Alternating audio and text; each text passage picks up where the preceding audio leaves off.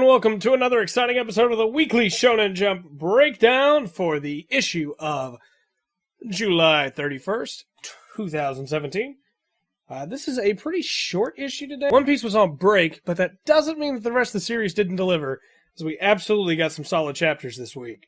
So we start off with One Punch Man 72, and this is again, very short chapter of One Punch Man, but quite a bit happens. We learn a lot more about the monsters, about their association to counter the Hero Association, the group that they have set up.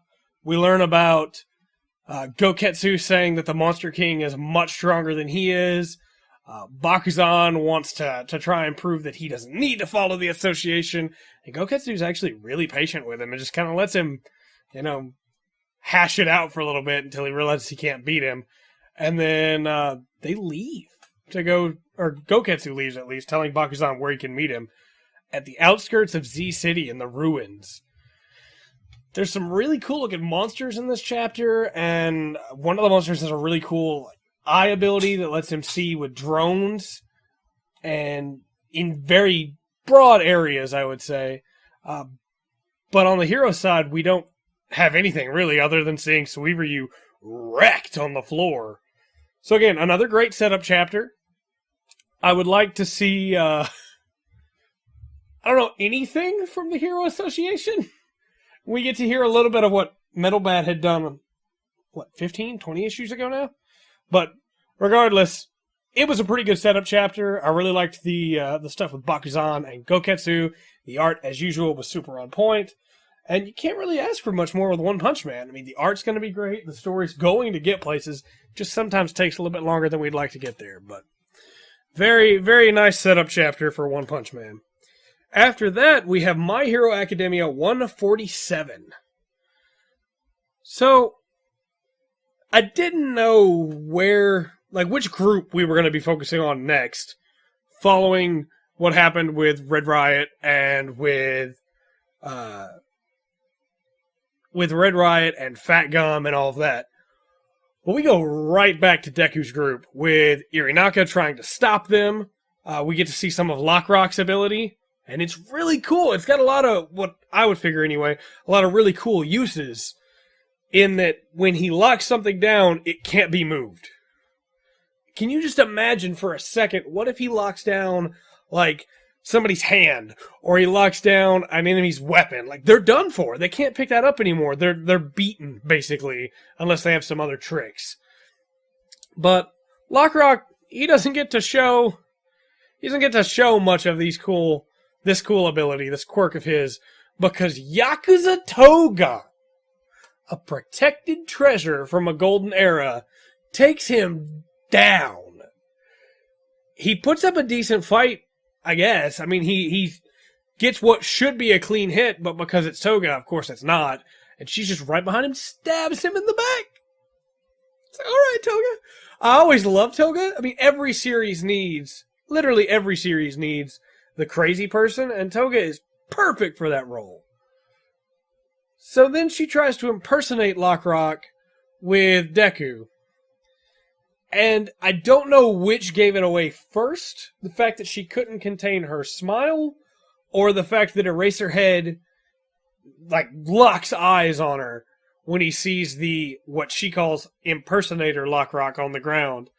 But she was really clever in moving around him first so she'd have the opportunity to get close to Deku. And then she is super happy at the idea of just stabbing Midoriya. It's one of those situations where you want to be that happy. You know what I mean? She's crazy. Don't get me wrong. Definitely crazy. But if I ever looked at anything the way that she looked at Deku when she was about to stab him there, I think I'd probably die happy. Then we get what, to me anyway, is probably the most intimidating panel in this entire arc, which is Shigaraki and Overhaul playing shogi. And you may say, Trey, that's crazy. This is just them playing shogi. But the implication is that Overhaul is teaching Shigaraki, who's already very powerful and surrounded by very powerful individuals, strategy. Proving to him the thing that he still lacks and letting him see that. Shigaraki, of course, loans Toga and Twice over to Overhaul, and we see that Night Eye is about to have to fight Twice, along with some other guy, and I just keep coming back to that Shogi scene, man. It's such a good setup for what's going to happen with Shigaraki as he slowly becomes a much better villain than he already was. Next up, we have Food Wars 225. Some tries to shut down the Perfect Trace Flash in the best possible way. He tries to tell Mimisaka, I don't say this one. Only for Tsukasa and Rindo to immediately be like, yeah, he does. You super do all the time. Saito follows this up by telling Mimisaka that he respects him and handing him his own blade, Isanakari. Saito is a huge samurai otaku, and I love it. The fact that he's sitting there going, yes, this will make it fair, but in actuality is going, I look so cool right now. It's great. I love his character. Mimisaka accepts, of course, the blade. He's doing his best to keep up with the trace, and Saito obviously is welcoming the challenge. And then we get to see a little flashback of just how hard Mimisaka has been working on this. I know this is supposed to be a comedic scene where Mimisaka is pretending to be the different members of the Council of Ten, and he's dressed up like Rendo, and it's supposed to be funny. But all I saw was the hard work of a man who refused to let his friends down. And at the very end, Mimisaka changes tactics. I don't know what he's going to do yet, but after following Saito perfectly for the entire first half of the match, well, basically 95% of the match, he's now come down to this last moment and he's switching something up. He's changing things. And I can't wait to see what his change does, because Saito's dish looks great. It looks amazing. There's so many different characters talking about putting it up on their walls as a decoration. Can't wait to see what Mimisaka pulls out. The Promised Neverland 49. There's so much happiness when food is delicious. So Mujika and Sanju are teaching the kids a few things. And it's weird because I didn't expect us to get a montage here. I thought they'd be moving on really quickly. But it's not a bad montage. We see Emma using a bow, and we see some of the other kids, learning a little bit more about this world and things like that. And then Sanju decides he's going to go scout out the area. And Emma's like, I got to go too. I immediately expected something terrible to happen here because of pop culture. Anytime that the new inexperienced person goes with the experienced person out to hunt, the experienced person dies. Promised Neverland, however, does not hold the cliches and immediately pulls away from that. Emma wants Sanju to teach her how to kill. How to hunt. So he does. She pulls back the bow, she downs a weird-looking bird thing, and then Sanju tells her about the Gupna. The Vida. Picks up this flower, this Vida flower, and Emma immediately recognizes it. She tells Sanju everything about what happened with the kids before, about her siblings, about seeing this flower stabbed into her heart, into her chest. And Sanju's like, yeah, this is what we gotta do. You plant these Vita flowers in their hearts and it drains the blood. And if the flower blossoms, it means that the gods show favor to you. That they'll bless you. I love that this has been a mystery the entire time, and we've had no idea what this meant. And I love that it's just a simple thing like this. That it's not the flowers are growing out of them. It's just a very simple thing. And then Sanju tells Emma something I really didn't expect. He tells her that most likely these were put in there while they were unconscious and they didn't suffer. Emma looks really happy to hear this, but at the same time, she's also steeled herself. When Sanju asks her what's wrong, she has the creepiest smile on her face when she's like, nothing's wrong. She gets back and Ray obviously isn't too happy that she's doing things on her own again, but he still gives her a head pat. I know I say it every week lately. Things are going too well for the kids. Something bad is going to happen soon. I'm starting to trust Sanji and Mujika more, because who would go to these great lengths for people they were just going to betray? But something bad is going to happen soon. Hunter x Hunter 366. Everybody's getting a little antsy. There's a lot of characters that aren't taking too well, and then a lot of characters that seem perfectly okay with everything that's going on. But in all this, Sarah is learning his nen. And learning it quickly. Kurapika is able to get 2 new guards from Third Prince to help him out. But a guard from the Second Queen is tagging along. This is all super complicated. But I feel like little by little, it's all starting to make a little bit more sense, I guess. There are parties that are allied, and there are parties that aren't allied. There are parties that are okay with each other, and then parties that are super not okay with each other. And it's all kind of coalescing into this pool of these people trust each other and these people don't. And Kurapika doesn't trust any of them. And that's probably the best way to be. We also see a bunch of other old characters mixed in as bodyguards. I don't remember seeing a lot of them get on the boat. But it's fine. These at least are characters we know, and when you have a situation like this where you've introduced so many new characters, even just one character we know coming back into the story is a huge boon. So hopefully this balances things out a little bit. However, in everything that's happening, Emperor Time is still ticking. Kurapika is losing more and more lifespan every second that time continues to pass. And I love it. It's putting this strain on Kurapika that hasn't really happened since the York New City arc. And strained Kurapika is best Kurapika. And as if all this wasn't complicated enough, we then find out that in the crowd is Crollo Lucifer.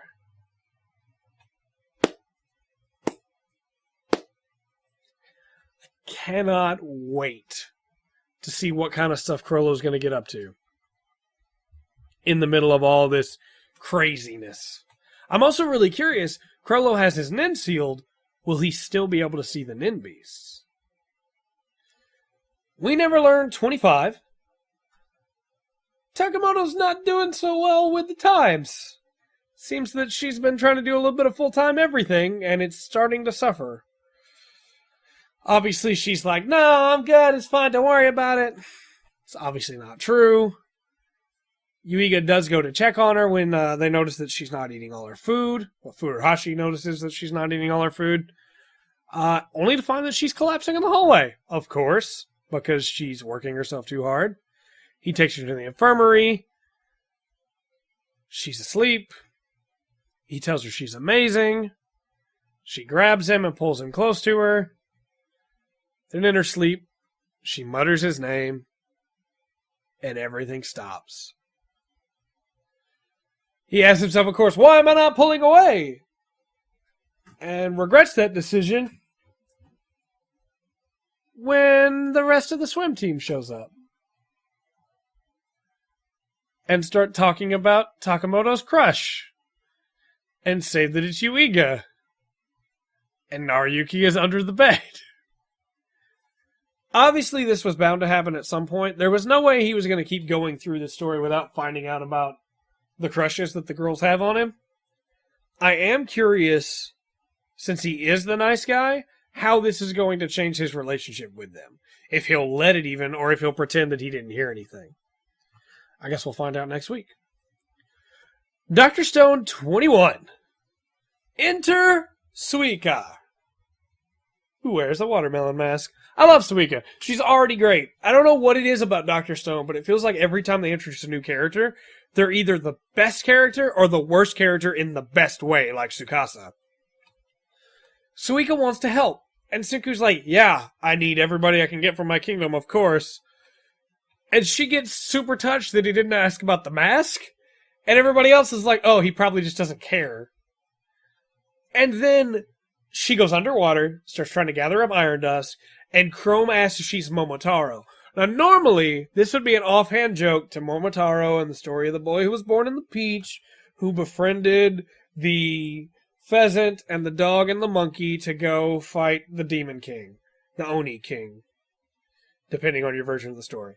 This is a very common reference in anime. It happens all the time. But this is Dr. Stone, where that reference means something. And when Senku asks about it, he's told that Ruri tells them stories. Now, Momotaro in her version has a crocodile, a gorilla, a bear, and a lion, which is a little bit more hardcore than regular Momotaro. But now Senku's even more determined to cure her, because he needs to know where she's getting these stories from. Chrome gets a little upset because Senku says he's interested in her, and Senku finally realizes that Chrome is in love with Ruri. Senku goes to talk to Ruri, but Genro and Kenro still won't let him in. So they start to work on the cure instead. Of course, Senku sets up a kiln, they get some bellows, and realize they are nowhere near enough force to be able to keep this bellows running. So Senku sends Suiko to spy, to find out what the villagers want, so he can buy their help. It's too bad he doesn't have a little person named Taiju with him right now. And that, as much as I love Dr. Stone every week, that's probably my biggest complaint. I still don't 100% understand why they had to split up. And the fact that we haven't heard anything about Taiju makes me kind of afraid that we're going to get back to, like, 30 chapters from now, we're going to start back at this time frame with Taiju and have to go through his side of the story. And I get it, they need to split up because Tsukasa's around and Tsukasa's dangerous and all that fun stuff. But surely he could have just run with him. It's not the point.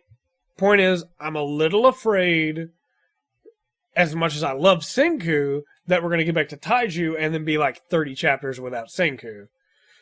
But we shall see. Black Clover 119. Rel's still working on his art.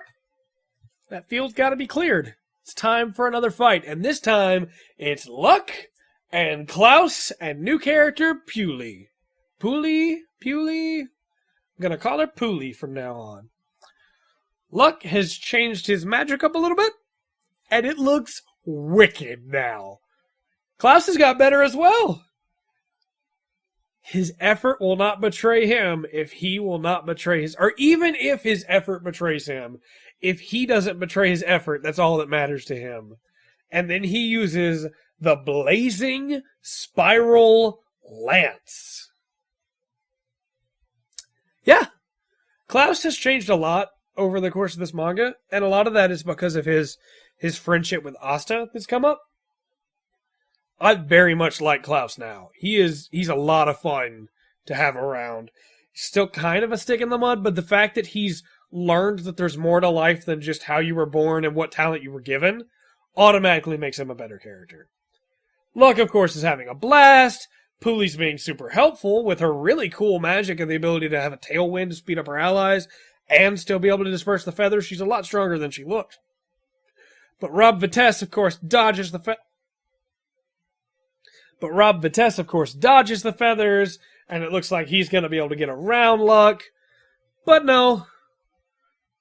Vitesse does not expect Luck's speed, and Luck smashes the crystal through Vitesse. Like, kicks Vitesse into the crystal to break both?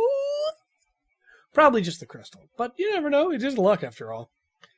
The next match is Luck versus Rel. Obviously, the rest of their teams, too, but very excited for this match. Speaking of matches, Robot Laserbeam number 19. The Wedge Wizard is up, and true to his name, he doesn't even pause to check his stance. Kurasama hits a slow ball, which lands 5 meters from the pin. With a boop and a pull of his fingers, the Crimson Lotus Flame backspin begins. I love Kurasama so much now. It rolls all the way to the pin, hits it, then chips in anyway. Everybody's losing their minds. This is just one of his 7 approach techniques? Please tell me I get to see the other 7 over the course of this manga. Everybody else is like, hey, Robo's doing really well to be only at a +3 when he's up against Suzaku. And the rest of the team's doing okay too. There's only 1 point away and it's in our favor.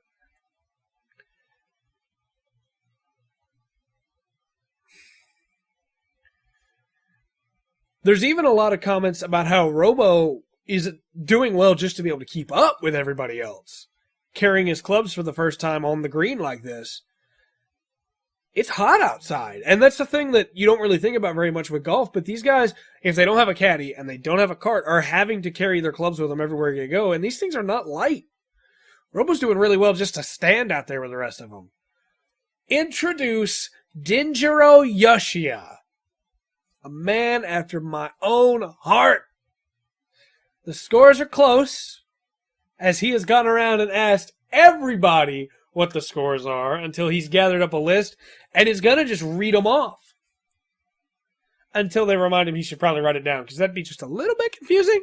But like we said a minute ago, not only are the scores close, but there's only 1 point different if we omit Robo's score. But Robo's scores haven't been omitted. And Robo is going to have to step it up if they want to win. He, of course, believes he's up to the task. So now we come down to our new section, which is the final section of our show. I want to begin doing just a flat review of each chapter, how I thought it turned out. I thought the One Punch Man chapter this week was really short, I guess, basically. I would have liked to see more there. I thought the My Hero Academia chapter 147 was very good. Very satisfied with that. Food Wars 225 wound up being really exciting to me in a way that a lot of backstory chapters aren't in this series.